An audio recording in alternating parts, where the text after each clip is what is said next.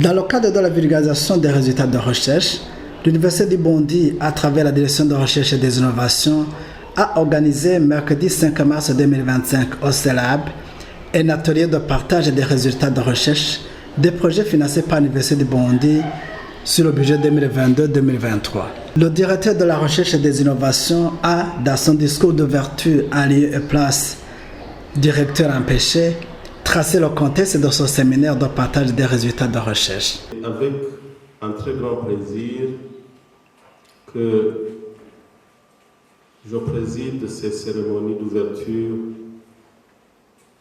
de cet atelier de présentation des résultats issus des projets financés pour la période 2022-2023, lesquelles recherches ont été réalisées par les centres et laboratoires de recherche de l'Université du Burundi. Permettez-moi avant tout de rendre grâce à Dieu pour avoir permis à ce qu'on se rencontre ici et qu'on puisse procéder à cette activité ô combien importante dans les activités de l'Université du Burundi.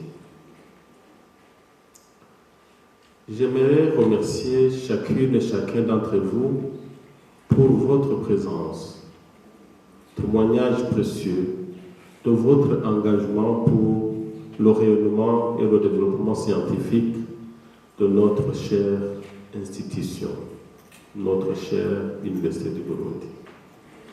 J'adresse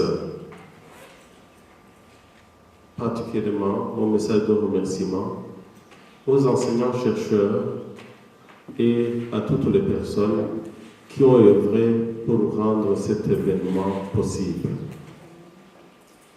Avant d'évoquer les activités d'aujourd'hui, j'aimerais expliquer le contexte de la tenue de ce séminaire.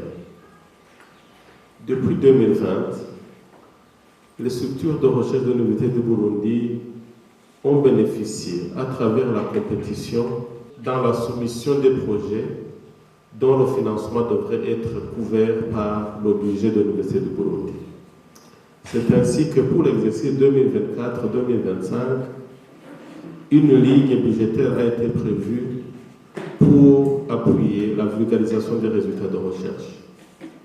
C'est donc dans cette logique qu'un séminaire de restitution et de vulgarisation des résultats de recherche a été prévu afin d'assurer la redevabilité auprès de la communauté scientifique.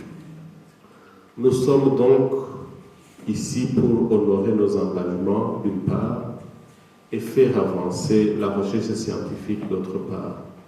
Il a par la suite annoncé les différentes thématiques inscrites à l'agenda de communication scientifique. Au programme d'activité d'aujourd'hui, il est prévu la présentation des résultats de recherche de 9 projets soumis pour financement par différents centres et laboratoires de recherche de l'Université du Burundi.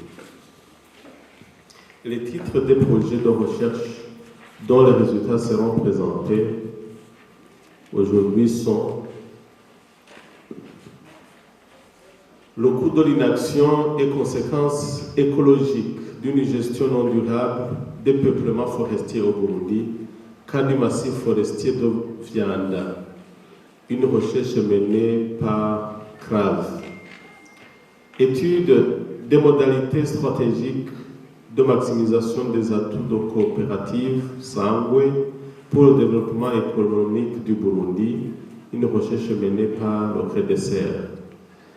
Identification et domestication des espèces végétales indigènes d'intérêt pour les programmes nationaux de reboisement et d'agroforesterie, une recherche menée par le Centre de recherche en sciences naturelles et de l'environnement.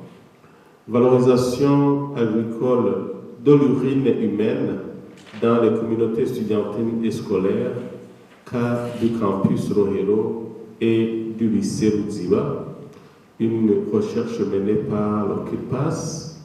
Lexique des termes agronomiques en Kirundi, une recherche menée par CRERAX et CRAV. Élaboration d'un glossaire bilingue Kiswahili Kirundi, outil d'appui à l'enseignement du Kiswahili dans l'enseignement post-fondamental au Burundi, une recherche menée par le CERDES, carte nutritionnelle des poissons du lac Tanganyika, côté Burundi, première phase, 10 espèces de poissons plus consommées, recherche menée par le CRSTA, développement d'un modèle d'enseignement inclusif d'éducation physique en milieu scolaire, une recherche menée par l'OLURADES. Et enfin, valorisation des fruits sous forme de confiture au carotène naturel, une recherche menée par le CERSTA. Voilà les 9 présentations qui vont être données tout à l'heure. Compte tenu de la variété des présentations à faire durant ce séminaire, je peux dire avec certitude que la journée d'aujourd'hui est bien servie en termes et enjeux très inspirants. Et je voudrais vous inviter à participer activement pour enrichir les débats et faire des propositions innovantes au fin de faire évoluer la recherche scientifique tant au niveau national qu'international.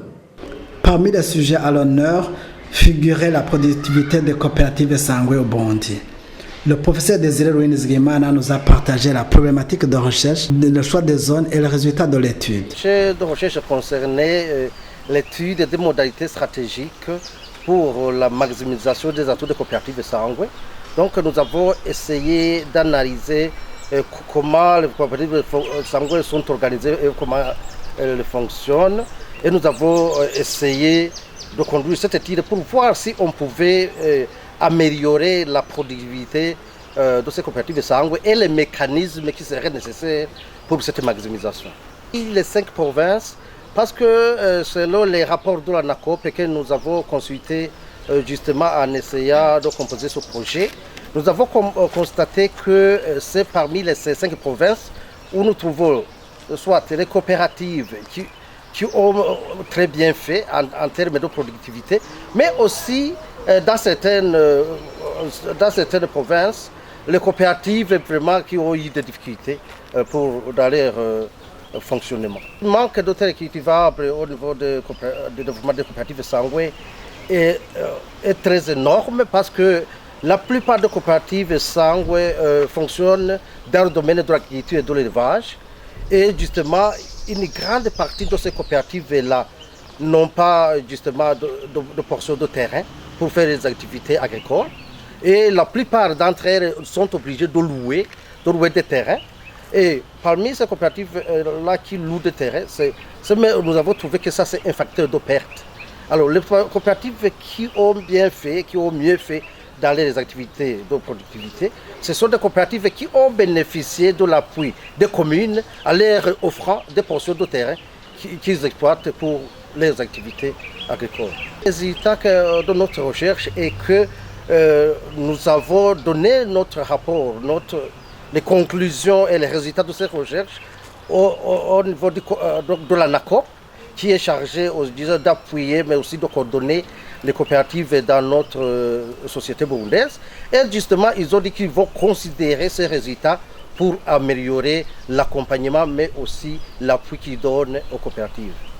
Cette étude va contribuer à relever certains défis et un appel est lancé au gouvernement du Burundi pour son appui indéfectible afin de bien implémenter ces coopératives Sangwe au Burundi. Nous n'avons pas rencontré beaucoup de défis parce que nous avons fait notre recherche sur le terrain et avec la NACOP nous avait aidé en nous donnant justement des agents de la NACOP qui nous ont accompagnés sur le terrain et aussi les administratifs nous ont donné justement l'accès à tous les coopératives dont nous avons besoin.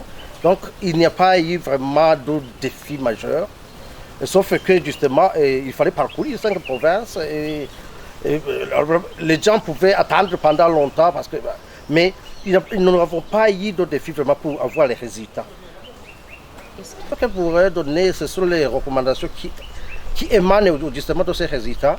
Il faut vraiment bien accompagner les coopératives de Sangwe mais aussi les appuyer en termes de matériel, mais aussi de techniciens comme les moniteurs agricoles, ou bien ceux qui pourraient les aider, les vétérinaires qui pourraient aider aussi pour pouvoir assurer un suivi rapproché des activités de l'élevage, mais aussi de l'agriculture, mais aussi avoir un rapprochement plus sûr avec les administrateurs dans différentes communes où fonctionnent ces coopératives-là. On a déjà mis en place l'ANACOP. L'appel au gouvernement est de continuer à soutenir les coopératives parce que vraiment ça constitue une base solide qui va vraiment permettre au développement de décoller.